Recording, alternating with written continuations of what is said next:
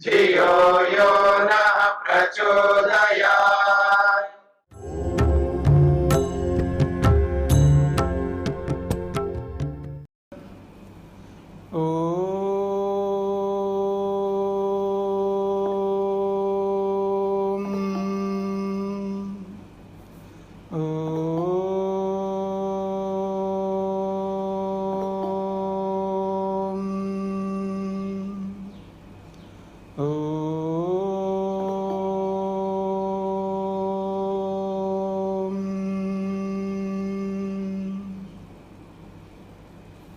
हाँ जी, पंचम वल्ली का प्रसंग चल रहा है। पिछले प्रसंग में हंसः शुचिषद वसु अंतरिक्षसद होता वेदिषत अतिथि दुरोणसत नृषद वरसद ऋतसद व्योमसद अब्जा गोजा ऋतजा अद्रिजा ऋतम बृहत, इस मंत्र को लेकर के विचार किया था। और बहुत ही महत्वपूर्ण मंत्र है। इस मंत्र के माध्यम से आत्मा की गति भी बताई गई है। आत्मा अपने अपने कर्मों के अनुसार अलग अलग योनियों में जाता है। जैसे अब्जा कहा है, पानी के अंदर जाके रहता है, अर्थात पानी में जो प्राणी रहते हैं उन योनियों में रह कर के वहाँ जन्म लेगा। ऐसा ऋतजा कहा, अलग अलग ऋतुओं में उत्पन्न होता है। आप देखेंगे अलग अलग ऋतुओं में अलग अलग कीड़े मकोड़े पता नहीं कैसे कैसे पैदा होते हैं। वेदिशत भी कहा है, पृथ्वी के अंदर भी आत्मा रहता है अलग अलग प्राणियों के रूप में। तो ऐसे अलग अलग योनि को लेकर के यहाँ पर चर्चा की गई है। तो आत्मा की अलग अलग गतियाँ हैं उसके अपने अपने कर्मों के कारण से, ये भी हमें समझना है। और केवल इतना ही नहीं समझना है, हाँ ये अलग अलग योनियाँ होती हैं अलग अलग कर्मों के कारण से, इतना नहीं समझना है।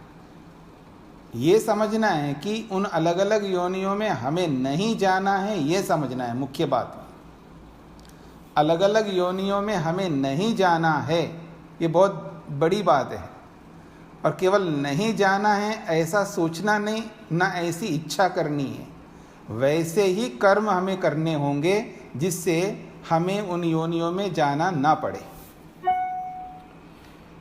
तो आगे बढ़ते हैं। तीसरा श्लोक है, ऊर्ध्वं प्राणम उन्नयति अपानम प्रत्यगस्यति मध्ये वामनम आसीनम विश्वे देव उपासते। कहा जा रहा है ऊर्ध्वं प्राणम उन्नयति अपानम प्रत्यगस्यति, प्रत्यग और अस्यति, मध्ये वामनम आसीनम विश्वे देवाः उपासते। कहा जा रहा है ऊर्ध्वं प्राणम उन्नयति, हम जो है प्राण को अंदर लेते हैं, इनहेल करते हैं। ऊर्ध्वम का मतलब है अंदर की ओर। ऊर्ध्वम का सरल अर्थ होता है ऊपर की ओर। इसका अभिप्राय यह है कि हम प्राणों को अंदर लेते हैं। तो ऊर्ध्वम प्राणम उन्नयति, उन्नयति का मतलब है लेते हैं।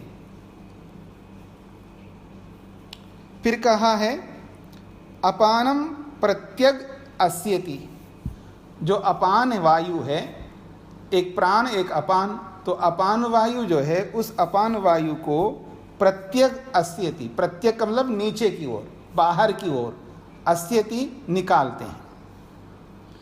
प्राण को ऊपर की ओर लेते हैं अर्थात प्राण को अंदर लेते हैं और अपान को बाहर निकालते हैं। ये पहली पंक्ति का अभिप्राय है। फिर कहा मध्ये वामनम आसीनम, मध्य का अर्थ है बीच में, सरल अर्थ है, और मध्य का यहाँ अर्थ है शरीर में। वामनम, वामन का अर्थ होता है छोटा सा। आपने पौराणिक कथाओं में एक अवतार का नाम सुना होगा, वामन अवतार। वामन अवतार का नाम सुना होगा।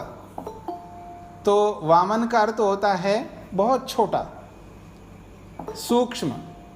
तो वामन का अर्थ यहाँ सूक्ष्म है, छोटा सा है। तो मध्य वामनम, शरीर के अंदर बहुत छोटा सा स्थान है जिसको हृदयाकाश कहते हैं। ईश्वर का निवास का स्थान या आत्मा के निवास का स्थान, वो है वामनम।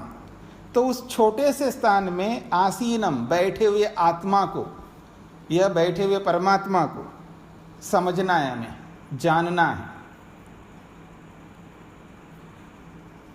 विश्वे देवाः उपासते, विश्वे देवा, सारे के सारे देव,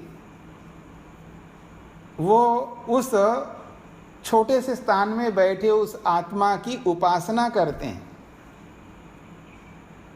उसका आदर करते हैं, उसकी पूजा करते हैं।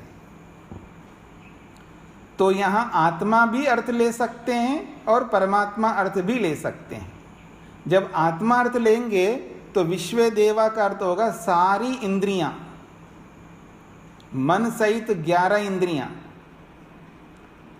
उस आत्मा की उपासना करते हैं, अर्थात उस आत्मा के सेवा के लिए तत्पर रहते हैं।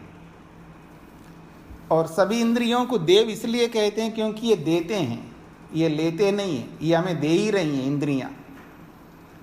कोई रूप ला करके दे रही है, कोई रस ला करके दे रही है, कोई गंध ला करके दे रही है, कोई स्पर्श ला करके दे रही है।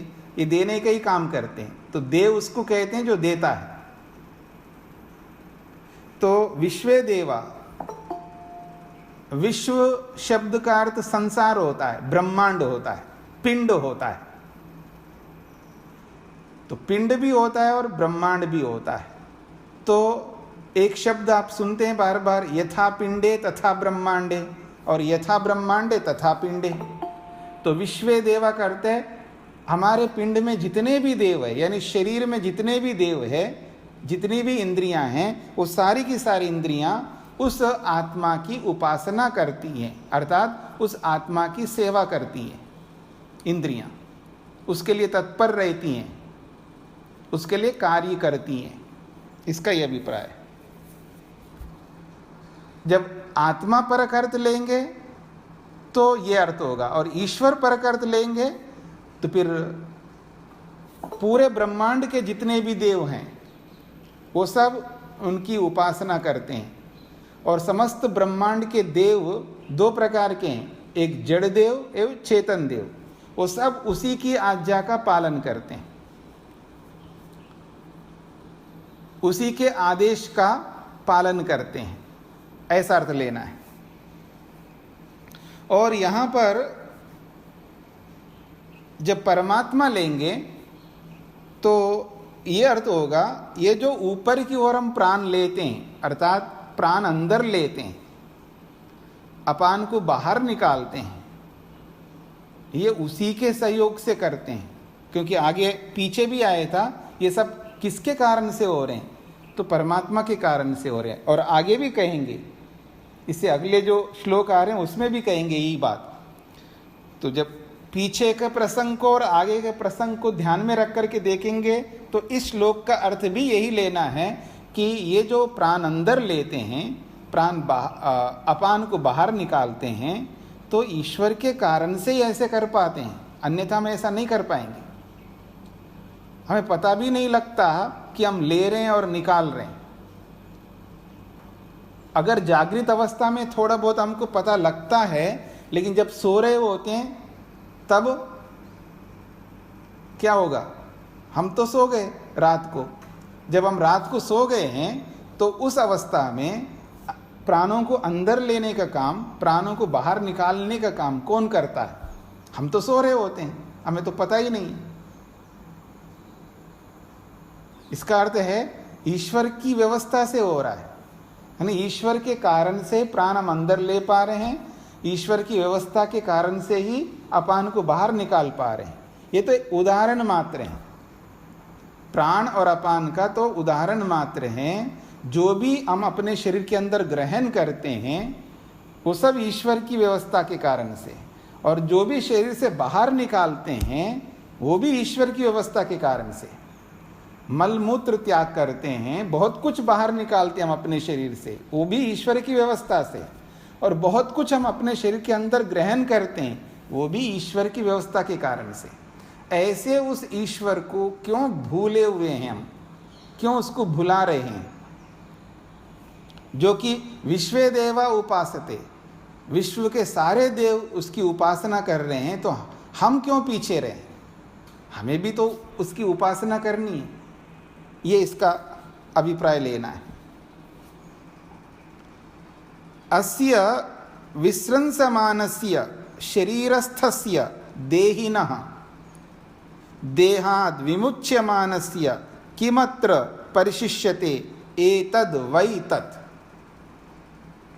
अस्य विस्रंसमानस्य शरीरस्थस्य देहिनः देहात् विमुच्यमानस्य किम अत्र परिशिष्यते एतद् वै तत्। पहली पंक्ति में आत्मा के ये सब विशेषण है। अस्य ये सर्वनाम है आत्मा के लिए। और कैसी आत्मा है, कैसा आत्मा है? तो कहा शरीरस्थस्य, जो शरीर में विद्यमान है। देहिना, जो देह को धारण करने वाला है। तो देहिना शरीर को धारण करने वाला, शरीरस्थस्य शरीर में रहने वाला, विस्रंसमानस्य बाहर निकलता हुआ। जब मृत्यु हो रही होती है तो क्या होगा? तो विस्रंसमानस्य शरीर से बाहर निकलने वाले, अस्य इस आत्मा का, देहात विमुच्यमानस्य, दूसरी पंक्ति में उसी को स्पष्ट कर दिया। देहात विमुच्यमानस्य, जब इस शरीर से मुक्त हो रहा होता है, शरीर से बाहर निकल रहा होता है, दो स्थितियों में बाहर निकलता है, या तो मृत्यु की स्थिति में या मोक्ष की स्थिति में। तो देहाद विमुच्यमानस्य, शरीर से बाहर निकलते हुए इस आत्मा का, किम अत्र परिशिष्यते, क्या बचा रहेगा? जब आत्मा ही निकल गए यहाँ तो कुछ नहीं बचेगा। जब इस शरीर में आत्मा रहता है तो सब कुछ होता है। प्रेम होता है, ईर्ष्या होती है, झगड़ा होता है, सब कुछ होते हैं जब आत्मा शरीर में रहता है। माता पिता भाई बहन सारे संबंधी, जितने भी रिलेशन में जितने भी हमारे साथ जुड़े हुए लोग हैं, वो सब उनके आसपास में रहते हैं। सब लोग उसके साथ देते हैं, सब लोग वादा करते हैं, प्रतिज्ञाएं करते हैं, शपथ लेते हैं। लेकिन जैसे ही विमुच्यमानस्य शरीर से बाहर निकलने लगता है तो किम अत्र परिशिष्यते, उस स्थिति में, उस खाली शरीर में, उस आत्मा रहित शरीर में किम परिशिष्यते, क्या बचा रहता है? कुछ नहीं बचा रहता है। इसलिए एतद् वै तद्, यही वो आत्मा है। जब वो शरीर से निकल जाता है तो कुछ नहीं बचा रहता है।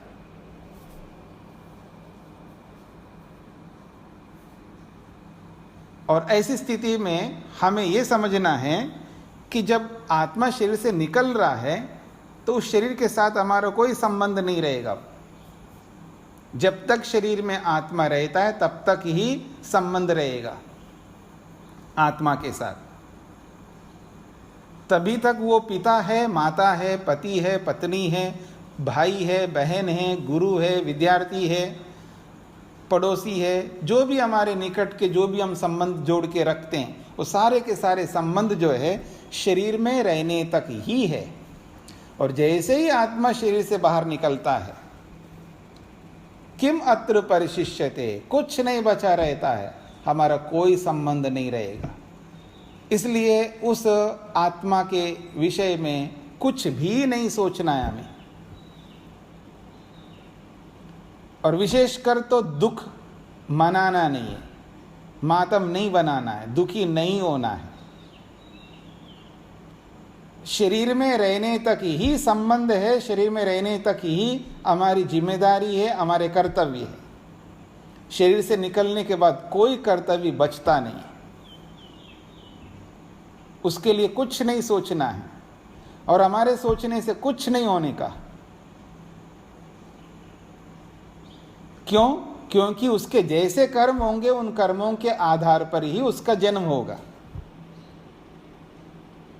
हम कितनी प्रार्थना करें उस व्यक्ति के लिए, उसकी सद्गति हो, वो हो, ये हो, कुछ भी बोलते रहना, हमारे बोलने से, हमारे कहने से, हमारी भावना से कुछ नहीं होगा। उसके जैसे कर्म होंगे, उन कर्मों के अनुसार ही उसको अगला जन्म मिलेगा।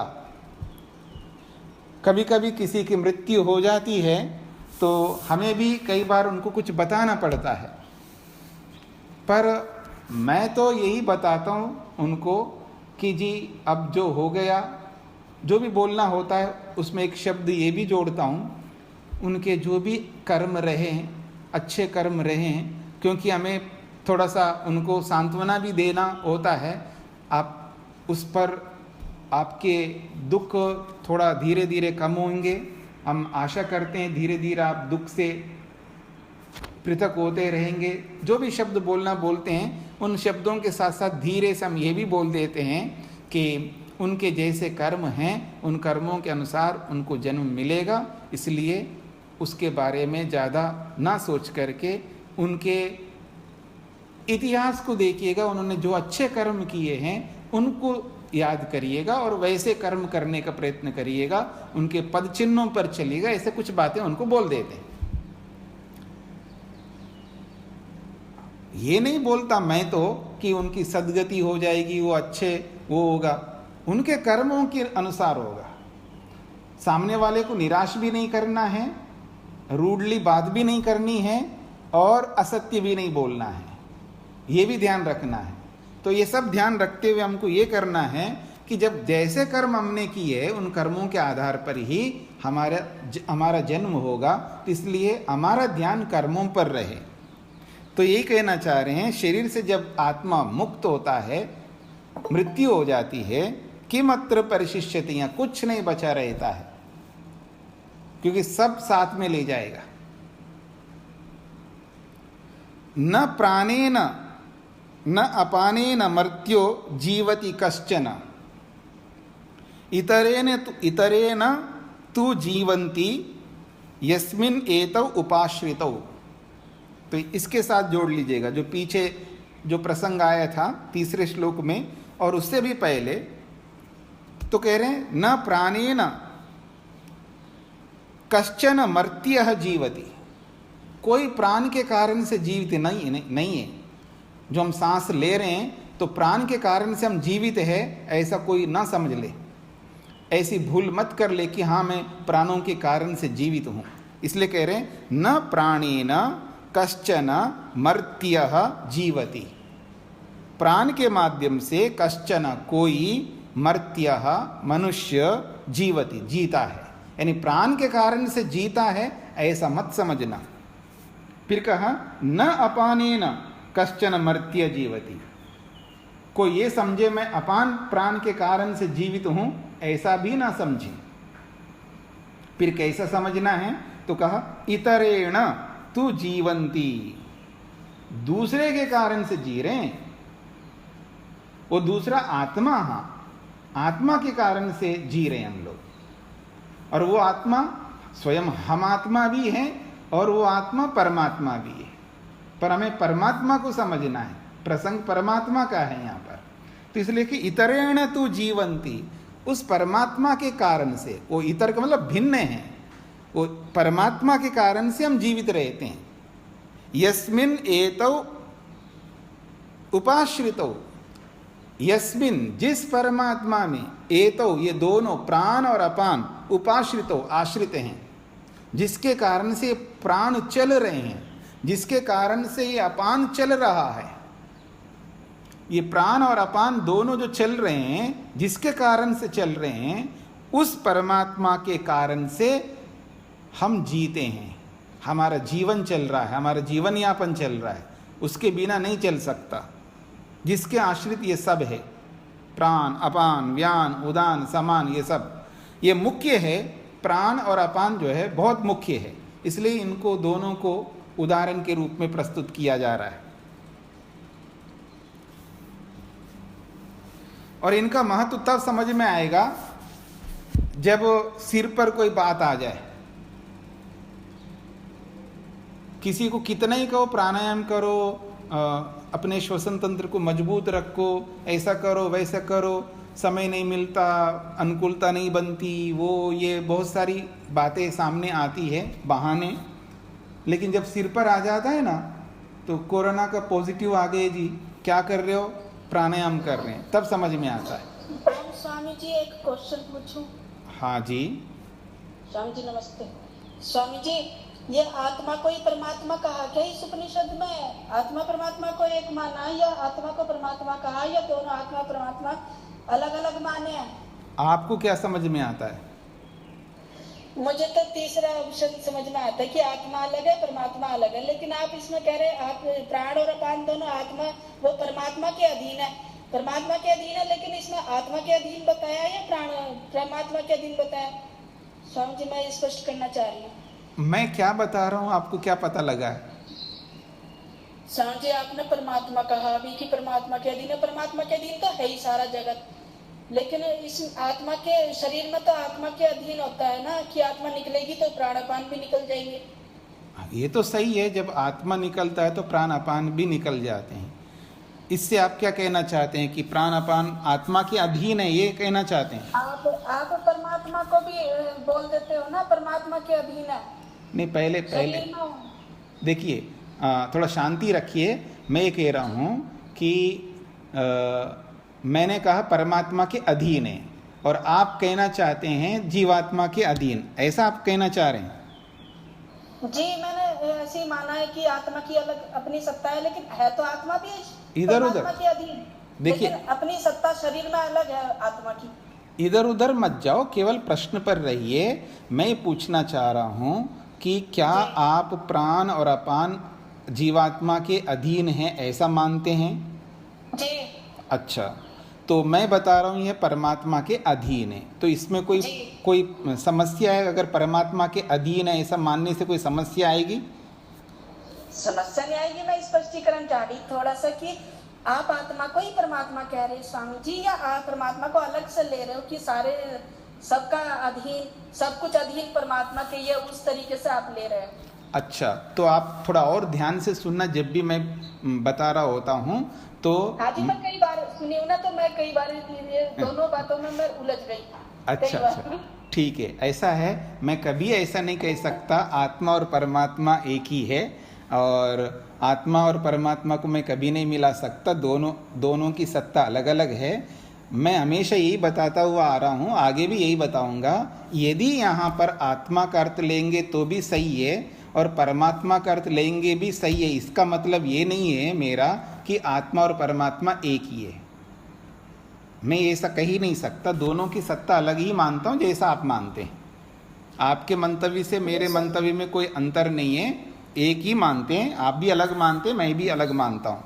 तो जब आत्मा परक अर्थ लेंगे तो ये अर्थ होगा, परमात्मा परक अर्थ लेंगे ये अर्थ होगा। ये बता रहा था मैं जी। ठीक है जी। ये मैं उपनिषद का स्पष्टीकरण चाह रही थी कि इस उपनिषद में कहीं ऐसा तो नहीं है कि आत्मा को परमात्मा मानो? नहीं, ये नहीं मानते, आत्मा को ही परमात्मा नहीं मानते, ये व्याख्या करने वाले मानते हैं जी। व्याख्या करने वाले अगर, क्योंकि जो भी व्याख्या करता है वो अपने अनुकूल करता है। जी जी अगर अगर कोई ब्रह्मचारिणी है या ब्रह्मचारी है तो वो किसी को देखेंगे तो वो अपने ब्रह्मचर्य के अनुसार उनको अपना अर्थ करते रहते हैं। गृहस्थी गृहस्थ के अनुसार करते हैं, वानप्रस्थी वानप्रस्थी के अनुसार करते हैं, सन्यासी सन्यासी के अनुसार करते हैं। सब लोग अपने आप को ध्यान रख करके करते हैं ना जी। पर वो मैं ऐसा नहीं करना चाह रहा हूँ। मैं ये कहना चाह रहा हूँ जहाँ जैसा प्रसंग है वैसा अर्थ करना है। जी। तो यहाँ पर दोनों का अर्थ ले सकते हैं, आत्मा परक भी ले सकते हैं और परमात्मा परक भी ले सकते हैं। तो परमात्मा परक अर्थ लेंगे तो अलग उसका अर्थ निकलेगा, और आत्मपरक अर्थ लेंगे तो अलग अर्थ निकलेगा। ठीक है जी। जी स्वामी, धन्यवाद। तो हाँ हाँ जी नमस्ते स्वामी जी। अभी से पहले वाले श्लोक में आपने बोला था जब किसी की मृत्यु हो जाती है, हम जैसे आपने बोला कि हम बोलते हैं कि आत्मा उसकी, परमात्मा उसकी आत्मा को सदगति दे या उसको स्वर्ग में दे दे, तो ये सब बातें व्यक्ति होती है, इसका मतलब इसको नहीं बोलना चाहिए। नहीं नहीं नहीं, परमात्मा के हर को कर्मों के अनुसार उनका मतलब फल देना है, उसके अनुसार उसको योनि प्राप्त करानी है। ऐसा है कि मेरा मंतव्य ये था कि हम भावुक होकर के बहुत सारे शब्द ऐसे बोलते हैं जिनका यथार्थता वैसी नहीं होती है। यथार्थता तो ये है ना कि अगर हम जैसे कर्म करते वैसा हमको फल मिलेगा। ठीक है, जैसा कर्म हम करते हैं वैसा फल मिलेगा।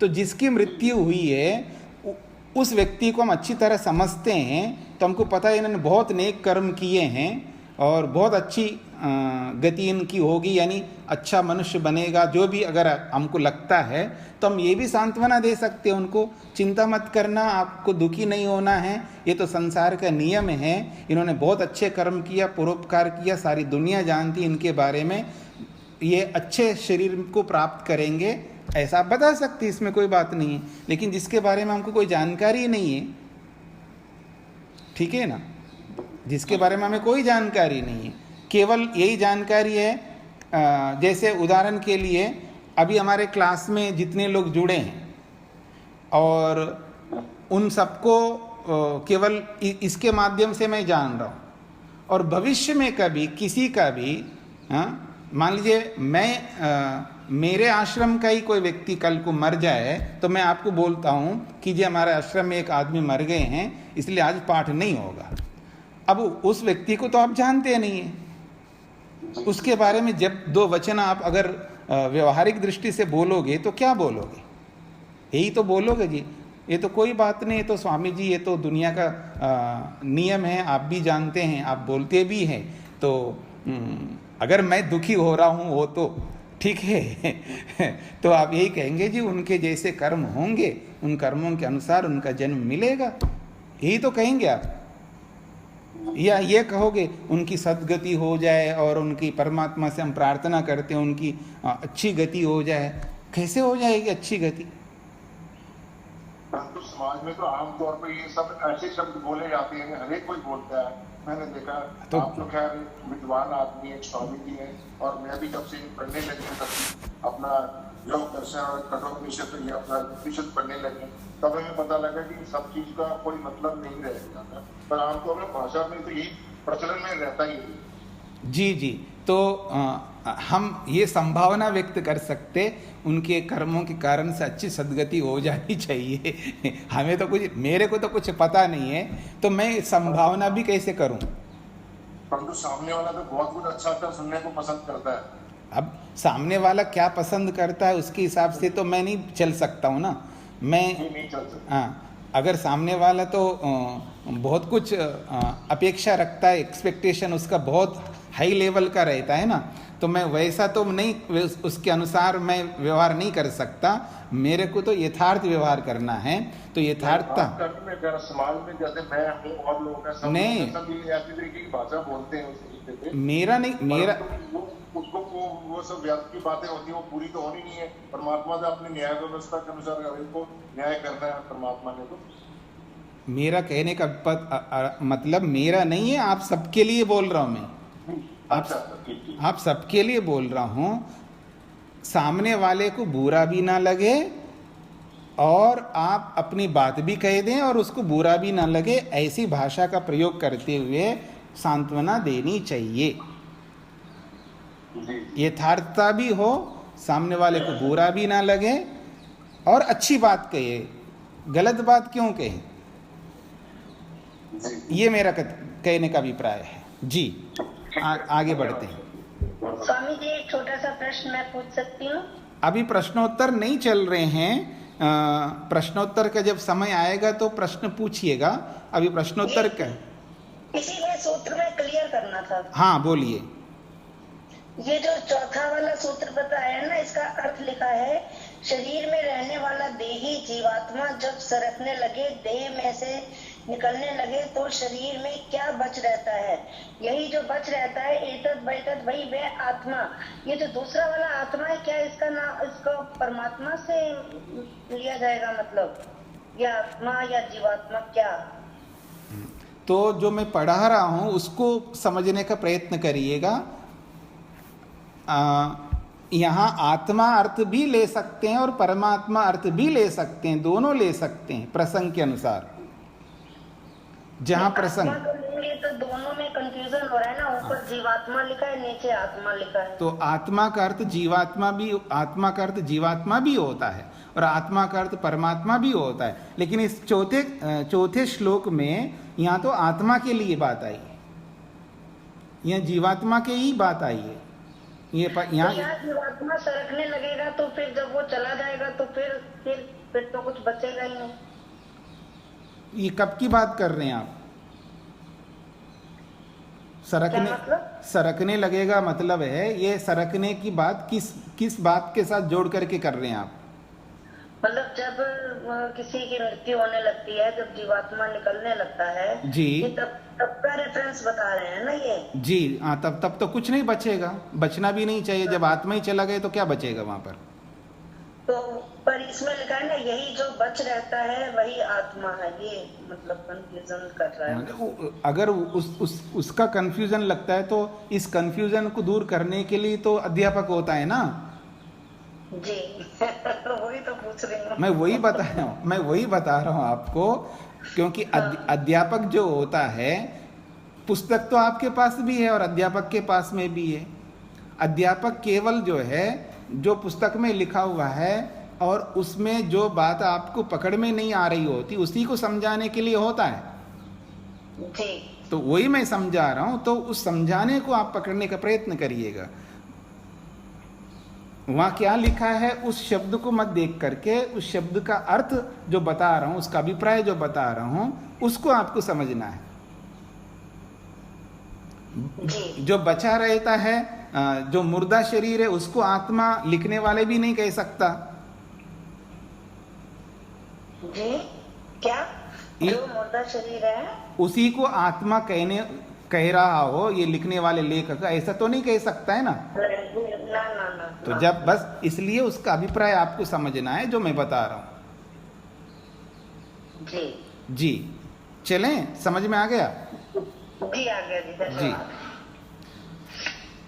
अगला श्लोक है, हंता त इदं प्रवक्ष्यामि गुह्यं ब्रह्म सनातनम यथा च मरणं प्राप्य आत्मा भवति गौतमा।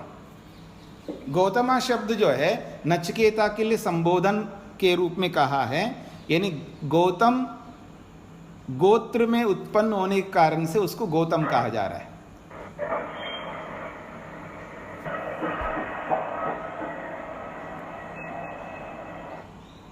गौतम गोत्र में उत्पन्न होने के कारण से उनको गौतम नाम से संबोधित किया है।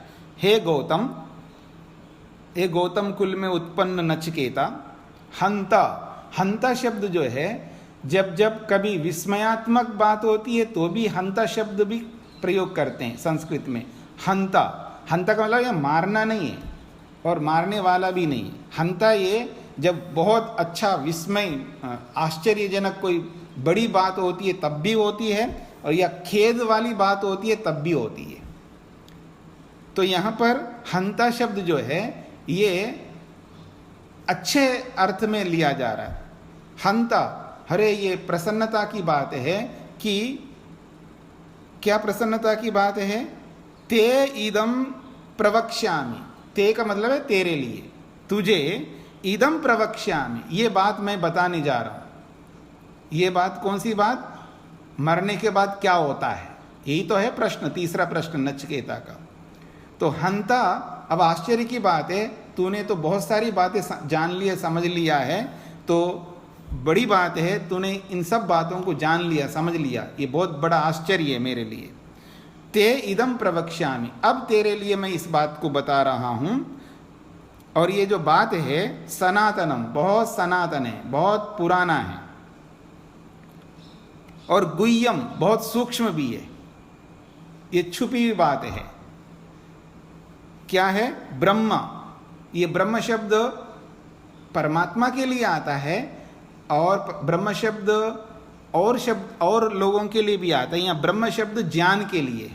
तो ब्रह्म, गुह्यम ब्रह्म, ये बहुत विशिष्ट ज्ञान है, ये ब्रह्म ज्ञान है, ये आत्म ज्ञान है। तो यहाँ पर ब्रह्म का अर्थ है ज्ञान, जानकारी, नॉलेज। तो ये एतद इदम गुह्यम ब्रह्म सनातनम, इदम यह बहुत सूक्ष्म छुपा हुआ सनातन बहुत पुराना ज्ञान है, ब्रह्म ज्ञान, आत्म संबंधी ज्ञान। क्या है वो? यथा च मरणम प्राप्य आत्मा भवति, मरने के बाद आत्मा क्या होता है, ये वाली बात। जैसे मरणम प्राप्य, मृत्यु को प्राप्त होकर के आत्मा भवति, आत्मा का क्या होता है, यानी आत्मा की क्या गति होती है।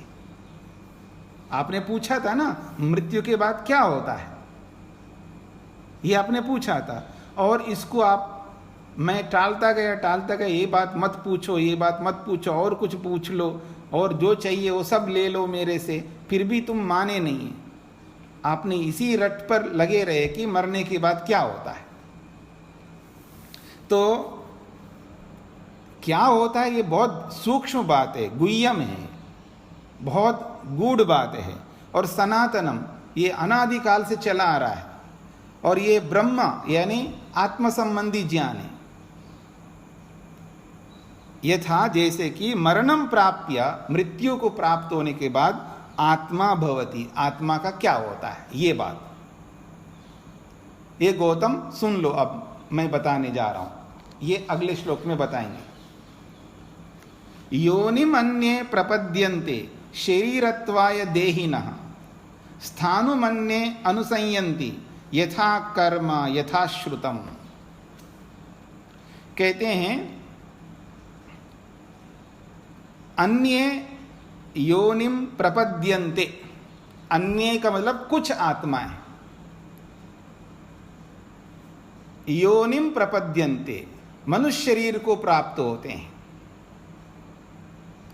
देहिनः शरीरधारी आत्माएं, देहिना शरीरधारी आत्माएं, शरीरत्वाय शरीरों को प्राप्त करने के लिए, अलग अलग शरीरों को प्राप्त करने के लिए, अन्य कुछ आत्माएं योनिम प्रपद्यन्ते मनुष्य योनि को प्राप्त होते हैं। फिर दूसरी पंक्ति में कहा अन्य कुछ और आत्माएं स्थानुम, स्थानु मतलब स्थावर योनि, स्थानुम अनुसयन्ति स्थावर योनि को प्राप्त होते हैं। स्थावर का मतलब है जो स्टिल एक ही जगह रहना है, जैसे वृक्ष है एक ही जगह रहेंगे, वो हिलते नहीं डुलते नहीं, गमन नहीं कर से गति नहीं कर सकते। तो स्थानुम का मतलब है जो स्थिर रहने वाले, जो है जितनी भी योनियां हैं जो स्थिर एक ही जगह रहते हैं। तो स्थानुम अन्य अनुसयन्ति, कुछ आत्माएं जो है स्थानु स्थावर योनि को प्राप्त होते हैं। क्यों ऐसा होते हैं? तो कहा यथा कर्म यथा श्रुतम, यथा कर्म जैसे जैसे उनके कर्म होते हैं, अपने अपने कर्मों के कारण से वो जाते हैं। क्यों अपने अपने कर्मों के कारण से जाते हैं? बहुत बड़ी बात कही है, यथाश्रुतम जैसा जैसा उनका ज्ञान था। श्रुतम का मतलब है सुना, उन्होंने जानकारी प्राप्त किया। तो यथाश्रुतम का मतलब जैसा जैसा उनका ज्ञान था, अब अपने ज्ञान के अनुसार ही तो कर्म करेंगे। मैं कितना ही बताऊं आपको, नहीं मानेंगे आप मेरी बात को। आप अपने ज्ञान के अनुसार कर्म करिए। बाबा जी ऐसे बोलते रहेंगे, इनका काम ही बोलना है और क्या काम है, इसलिए हमको जो करना है वही करेंगे, इसलिए आप वही करोगे। तो जैसा आपका ज्ञान है आप वही करोगे। तो कह रहे हैं यथाश्रुतम, जैसा आपका ज्ञान है अपने ज्ञान के अनुसार ही आप कर्म करोगे। तो यथा कर्म जैसे जैसे कर्म आपके होंगे, उन कर्मों के आधार पर या तो मनुष्य शरीर को प्राप्त हो जाएंगे यदि अच्छे कर्म होंगे तो,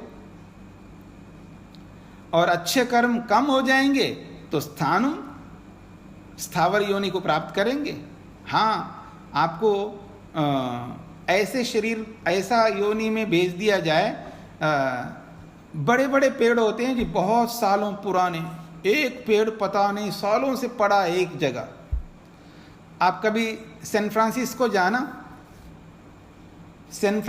जाना, वहाँ पर केवल उनको देखने के लिए जाते हैं। बहुत बड़े बड़े पेड़ हैं, इतने मोटे मोटे पेड़ हैं, और पता नहीं कितनों सालों के, वहाँ लिखा रहता है इतना मोटा है। वहाँ उनका पैरामीटर अलग प्रकार का होता है कि उसमें परतें होती हैं, इतने परत हैं तो इतने साल पुराना है ये पेड़। तो इतने मोटे मोटे पेड़ हैं और इतने लंबे लंबे पेड़ हैं, मेरा गर्दन तो ऐसे थक गया ऐसे देखते हुए ऊपर तक, ऐसे ऊपर तक जाते जाओ ओ बहुत ऊंचा है।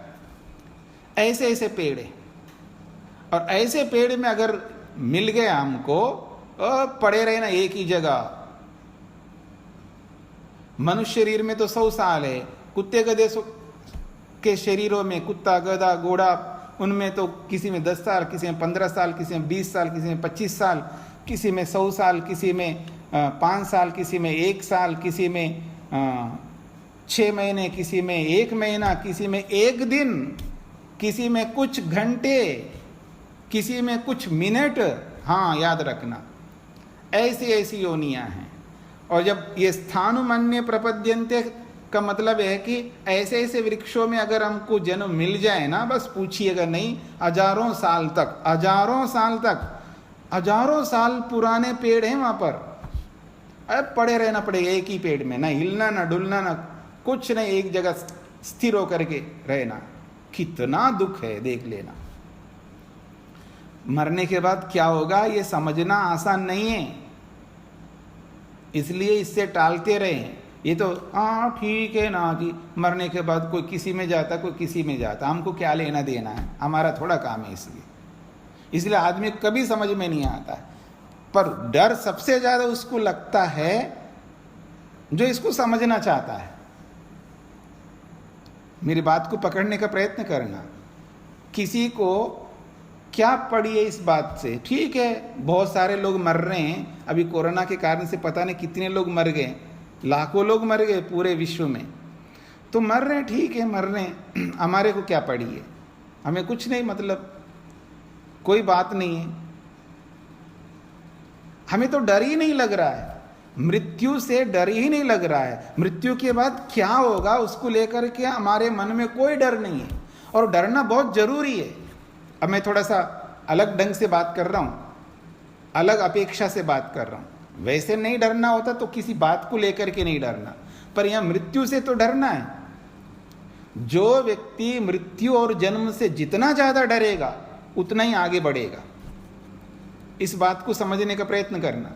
जो व्यक्ति मृत्यु से और जन्म से जितना अधिक डरेगा उतना ही आगे गति कर पाएगा, और जो जिसको डर ही नहीं लगता वो तो कुछ नहीं कर पाएगा। अच्छे कर्म करने में नहीं डरो, न्याय करने में मत डरो, सत्य बोलने में मत डरो, वो अलग है, वो अलग प्रसंग है। पर इस प्रसंग में मृत्यु से जन्म से तो बहुत अधिक डरना है। इसलिए मर जाऊंगा तो मेरी क्या गति होगी उसको लेकर के जब तक डर नहीं पैदा होगा हमारे मन में, तब तक हम अच्छे कर्म कर ही नहीं सकते। कोई कितना ही बोलता रहेगा, बोल बोल करके वो थक जाएगा, पर हम ठस से मस नहीं होंगे। हम वो ही करेंगे जैसा हमारी जानकारी होगी, पूरी अविद्या से ग्रस्त हम रहेंगे और वैसे ही कर्म करते जाएंगे, किसी की बात नहीं सुनेंगे, तो गति हमारी बहुत दुर्गति तक पहुंच जाएगी। इसलिए कहा जा रहा है मृत्यु से और जन्म से डरना है हमको। इसलिए उससे डरते हैं तो हमको बहुत डर लगेगा कि अगर मर जाऊंगा तो अगला जन्म क्या होगा मेरा। तो यही कहना चाह रहे हैं, कुछ आत्मा जो है वो मनुष्य शरीर को प्राप्त होते हैं, कुछ आत्मा हैं स्थाणु शरीरों को प्राप्त होते हैं। यथा कर्म यथा श्रुतम, जैसे जैसे उनके कर्म हैं और वो कर्म भी जैसे जैसा उनका श्रुतम ज्ञान है। श्रुतम शब्द का सुना हुआ अर्थ ऐसा भी आता है। श्रुतम मतलब सुना, केवल सुना अर्थ भी इसका नहीं लेना है। इसका अर्थ ज्ञान लेना है। यदि आप योग दर्शन पढ़ेंगे तो वहाँ श्रुतम शब्द आया है, तो वहाँ ज्ञान अर्थ लिया जाता है। तो इस दृष्टिकोण से यहाँ यथाश्रुतम का मतलब जैसा जैसा हमारा ज्ञान है और अपने ज्ञान के अनुसार ही हम कर्म करते जाएंगे, और जैसे कर्म होंगे उन कर्मों के आधार पर ही हमको योनियाँ मिलेंगी। अब उन विभिन्न योनियों में नहीं जाना है तो हमें इस जन्म में, इस शरीर में बहुत संभल करके रहना होगा, अन्यथा बहुत मुश्किल हो जाएगा।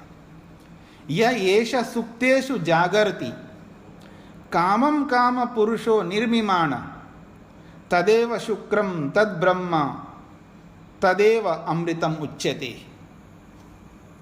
तस्मिन् लोकाः श्रिताः सर्वे तदु नात्येति कश्चन एतद् वैतद्। अब आत्मा के बारे में बता करके अब परमात्मा के बारे में बता रहे हैं। यानी 7वें श्लोक में तो आत्मा के बारे में बताया, जीवात्मा अलग अलग योनियों में जाता है। अब परमात्मा के बारे में बताया, यह एषा सुप्तेषु जागर्ति, ये जो परमात्मा है, सुप्तेषु जो सोए हुए हैं, हम सब सो जाते हैं, रात को सब सो जाते हैं, पर वो जागर्ति, वो जागता है, वो नहीं सोता परमात्मा। कामम कामम पुरुषा निर्मिमान, वो कैसा है, वो ईश्वर पुरुषयात पुरुषा, इस ब्रह्मांड रूपी शरीर में वो विद्यमान होता है, इसलिए उस परमात्मा को भी पुरुष कहते हैं। और वो करता क्या है, कामम कामम निर्मिमाना। कामम कामम का मतलब है हमारी कामनाओं के अनुरूप वस्तुओं को, कामम कामम का मतलब प्रत्येक वस्तु को। और वो प्रत्येक वस्तु कैसी हैं, वस्तुएं हमारी इच्छाओं के मुताबिक है। क्या क्या इच्छाएं रखते, देखिए हम लोग दुनिया भर की इच्छाएं रखते हैं, और उन दुनिया भर की इच्छाओं को पूरा करने के लिए दुनिया भर की वस्तुएं परमात्मा ने बनाई हमारे लिए। तो कामम कामम, प्रत्येक वस्तु को जो हमारी कामनाओं से आधारित है, कामनाओं के कारण से वो प्रत्येक वस्तु निर्मिमाना, वो निर्माण करता है, हमारी कामनाओं के अनुरूप वो वस्तुओं का निर्माण करता है। तो जब दो बार एक ही शब्द दो बार आता है तो वो प्रत्येक ऐसा अर्थ निकलेगा। तो कामम कामम का मतलब प्रत्येक कामना के अनुरूप वस्तुओं को निर्मिमाण, वो निर्माण करता है। तदेव शुक्रम, ऐसा वो निर्माण करने वाला जो पुरुष है, परम पुरुष है, तदेव उसी को शुक्रम, शुक्र कहते हैं। शुक्र के बहुत सारे अर्थ होते हैं, एक अर्थ ले लीजिएगा आप लोग, वो शुद्ध है, निर्मल है, पवित्र है, परमात्मा बहुत पवित्र है। तद ब्रह्मा, उसी को ब्रह्म कहते हैं। तदेव अमृतम उच्यते, उसी को अमृत के रूप में उच्यते कहा जाता है। वही आनंद है, वही ब्रह्म है, वही शुक्र है, वही आनंद है।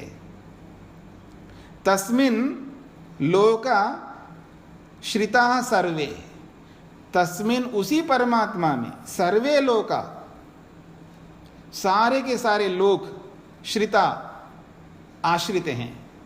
पृथ्वी लोक, अंतरिक्ष लोक, द्युलोक।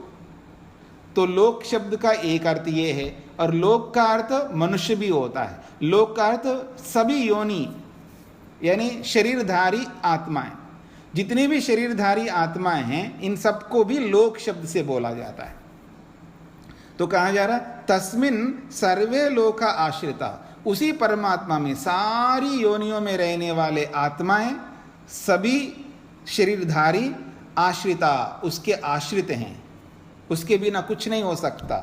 इसलिए करें तद उ, इसलिए तद उस परमात्मा को, उ निश्चित रूप से, कश्चन कोई भी, न अत्येति उल्लंघन नहीं कर सकता।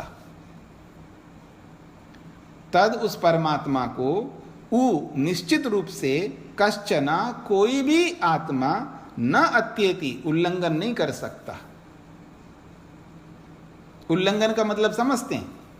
उल्लंघन का अर्थ ये होता है उसकी कर्मफल व्यवस्था का उल्लंघन करके, नहीं मैं नहीं मानता, मैं तो मनुष्य बनूंगा, ऐसे नहीं कर सकते आप। मैं नहीं मानता, मैं तो लंबा बनना चाहता हूं, आनंद जी की तरह लंबे बन जाओ, नहीं बन सकते। किसी की तरह गोरे बन जाओ, नहीं बन सकते। अपनी मर्जी नहीं चलेगी, ईश्वर का उल्लंघन कोई नहीं कर सकता है। हम तो अपनी माता पिता की बातें कई बार नहीं मानते, उनका उल्लंघन करते हैं। आप कुछ भी सोचो, मैं तो ये तो ले लूँगा, बेटा बोलता है मैं तो यही खरीद लूँगा, आप मानो ना मानो, वो तो उल्लंघन कर सकता है। पति पत्नी, भाई बहन, गुरु विद्यार्थी सब एक दूसरे का उल्लंघन कर सकते हैं, लेकिन हम सब परमात्मा का उल्लंघन कभी नहीं कर सकते हैं। इसलिए कहा जा रहा है तद, उस परमात्मा का, वो निश्चित रूप से कश्चना, कोई भी व्यक्ति, न अत्येति, कोई उल्लंघन कर ही नहीं सकता। एतद वै तद, यही वो है परमात्मा जिसका हम उल्लंघन नहीं कर सकते, जिसके आश्रित हम सब लोग हैं। कभी मत भूलना, जिसके आश्रित है उसको हम धोखा ना दें। जिसकी थाली में बैठ के खा रहे हैं या जिसकी थाली में खा रहे हैं, उसी में छेद मत करना। कर लोगे अभी, लेकिन बाद में बहुत पश्चाताप करना पड़ेगा। इसलिए ये कहना चाहते हैं कि उसका उल्लंघन मत किया करो, उनके नियमों का, उनके विधि विधान का उल्लंघन नहीं करना। जो भी विधि विधान बनाए गए हैं, जो विधि करो और जो निषेध ना करो, उसका जितना अधिक हम पालन करेंगे उतना ही आगे हमें मृत्यु और जन्म से बचने का रास्ता मिल जाएगा। ये इसका अभिप्राय है। तो अब पूछिएगा, जिनका प्रश्न है वो पूछना चाहते हैं। पहले मेरे पास जो प्रश्न आए हैं उनको मैं पहले बता दूं।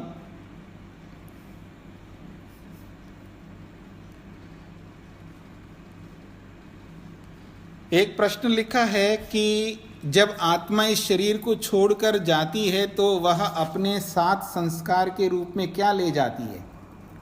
मन, बुद्धि, अहंकार, जिसके कारण मनुष्य का अगले जन्म में जाति, आयु तथा भोग का चयन होता है।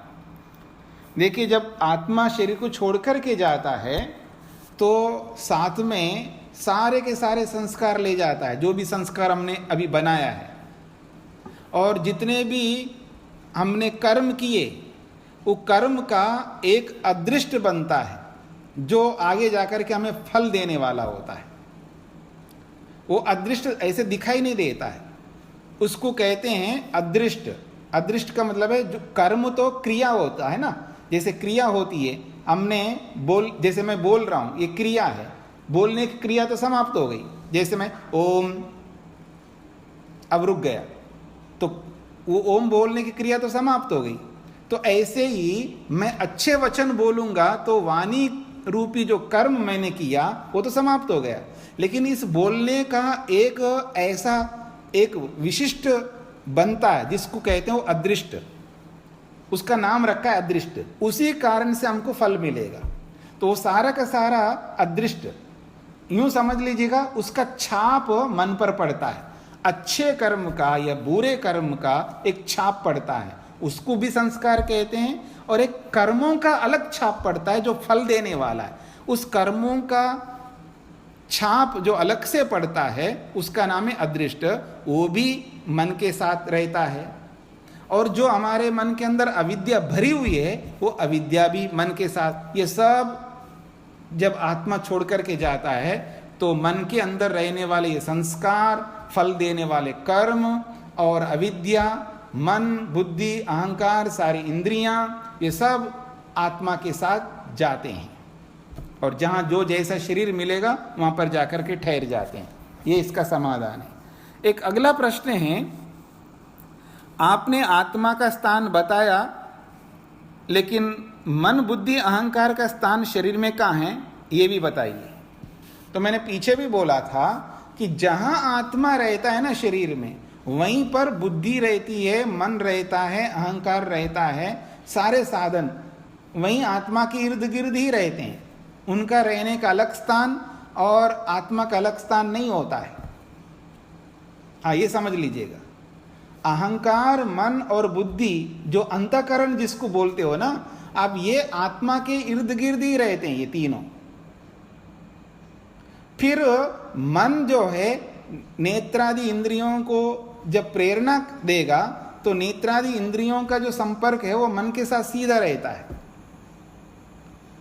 अगर ये जो गोलक है हमारे, इन गोलकों के साथ में भी वो इंद्रियां रह सकती हैं, अथवा उनका जो संपर्क है वो इंद्रियों का मन के साथ में वहां पर भी रह सकती, मन के पास में भी रह सकती है, गोलकों में भी रह सकती। तो गोलकों में रहती हैं तो उनके सीधा सीधा संपर्क मन के साथ रहता है। तो गोलक से लेकर के जहां भी आत्मा है और उसके पास मन है वहां तक उनका संपर्क रहता है, जिसको ज्ञान तंतु कहते हैं। दो प्रकार की तंतु होती हैं, ज्ञान तंतु और कर्म तंतु। जो ज्ञानेंद्रियां हैं वो ज्ञान तंतुओं के माध्यम से मन के साथ जुड़ती हैं, और कर्म तंतु जो होती हैं वो कर्म करने वाली कर्मेंद्रियां हैं, वहां से लेकर के गोलकों के साथ से लेकर के जहां पर मन रहता है वहां तक उनका संपर्क रहता है। बाकी मुख्य रूप से ये जो मन, बुद्धि और अहंकार है वो आत्मा के बिल्कुल इर्द गिर्द ही रहते हैं तीनों, ऐसे समझ लीजिएगा।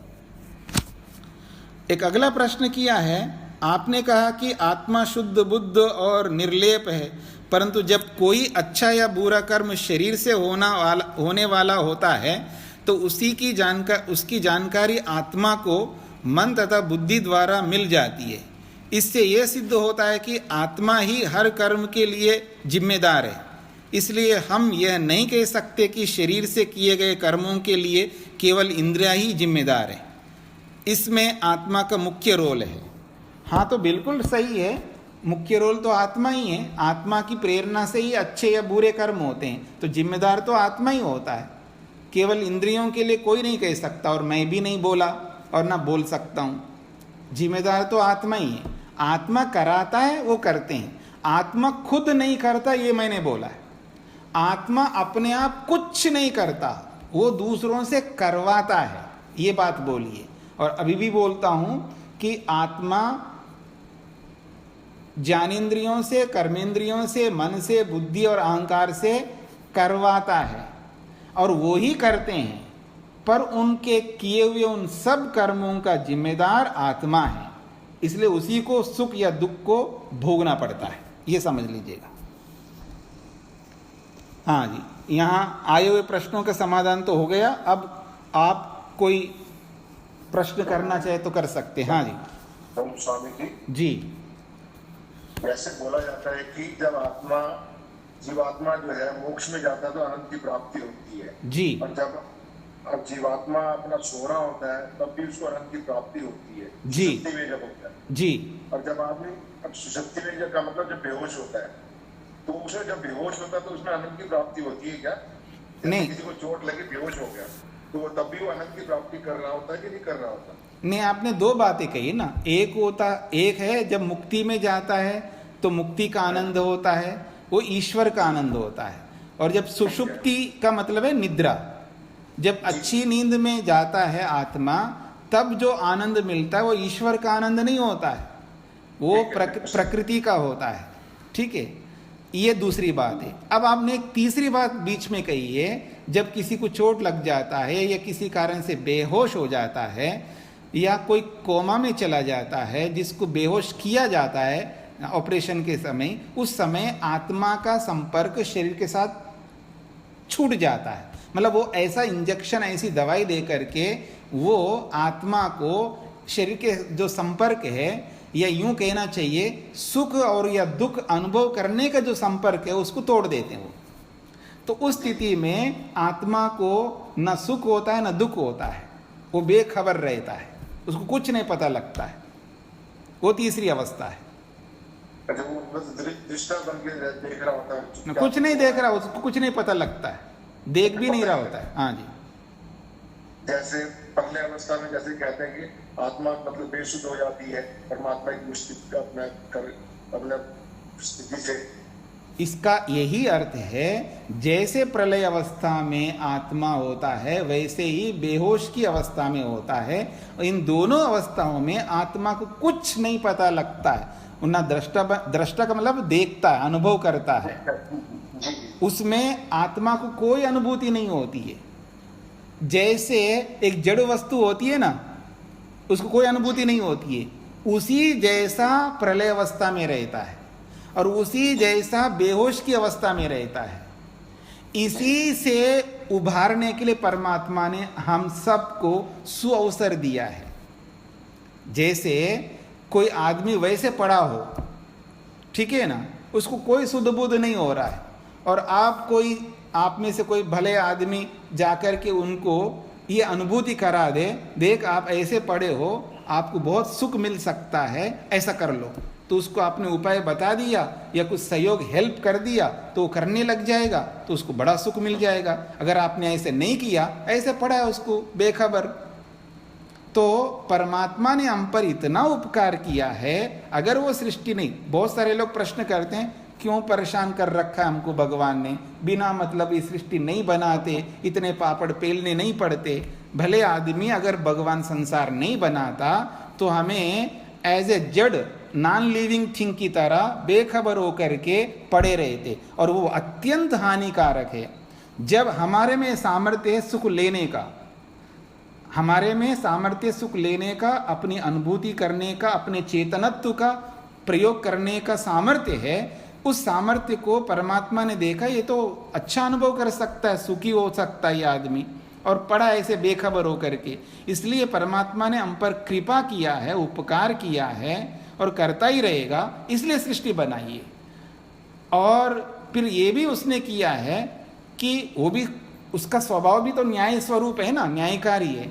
ऐसे मुफ्त में तो मैं नहीं दे सकता, तो एक काम किया, इसके पास सामर्थ्य भी है सुख को भोगने का, इससे कर्म करवाता हूं और कर्म करके सुख दूंगा, ऐसी व्यवस्था कर दी, ऐसे समझ लीजिएगा।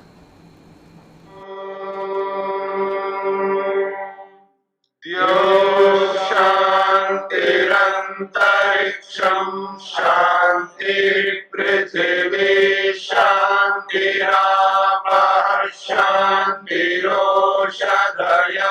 शांतिः वनस्पतयः शांतिर्विश्वे देवाः शांतिर्ब्रह्म शांति सर्वं शांति शांतिरेव शांति शामा शांतिरेधि। ओम